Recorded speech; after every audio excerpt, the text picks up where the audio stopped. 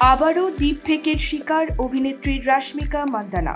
Lift গার্লের পর এবার ঝর্ণার নিচে লাল বিকিনি পরে দাঁড়িয়ে পোজ দেওয়ার ভিডিও ভাইরাল হয়েছে, যার সঙ্গে রাশমিকার ছবির মিল নিয়েও দাবি করা হয়েছে।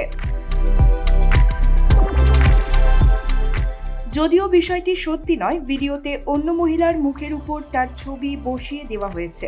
তবে এই ভিডিও নিয়ে কোনো মন্তব্য করেননি রাশমিকা। সম্প্রতি কলম্বিয়ার মডেল ও কন্টেন্ট ক্রিয়েটর ড্যানিয়েলা ভিলারিয়াল একটি ভিডিও শেয়ার করেন ইনস্টাগ্রামে, যেখানে তাকে এক ঝর্ণার সামনে বিকিনি পরে নানা রকমের পোজ দিতে দেখা যায়। সেই ভিডিওতে রাশমিকা মান্দানার ছবি বসিয়ে দেওয়া হয়েছিল।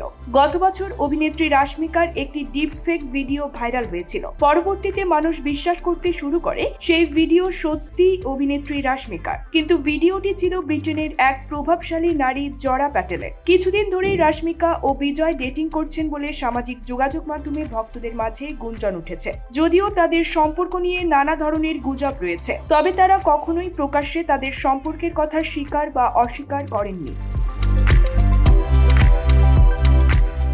চলতি বছরের এপ্রিলে আবুধাবিতে রাশমিকা মান্দানার জন্মদিন তারা একসঙ্গে উদযাপন করেছেন বলে জানা গিয়েছে। তবে নেটিজেনরা এমনটাও লক্ষ্য করেছে যে বিজয় তার ইনস্টাগ্রাম স্টোরিতে একটি ভিডিও পোস্ট করেছেন। সেই ভিডিও রাশমিকা নিজেও শেয়ার করেছেন। উল্লেখ্য, অভিনেত্রীকে বর্তমানে পুষ্পা 2 এ দেখা যাবে। ইতোমধ্যে এই সিনেমায় তার লুকও প্রকাশ্যে এসেছে। এছাড়াও গুরুত্বপূর্ণ চরিত্রে দেখা যাবে আল্লু অর্জুন ও ফাহাদ ফাসিলকে।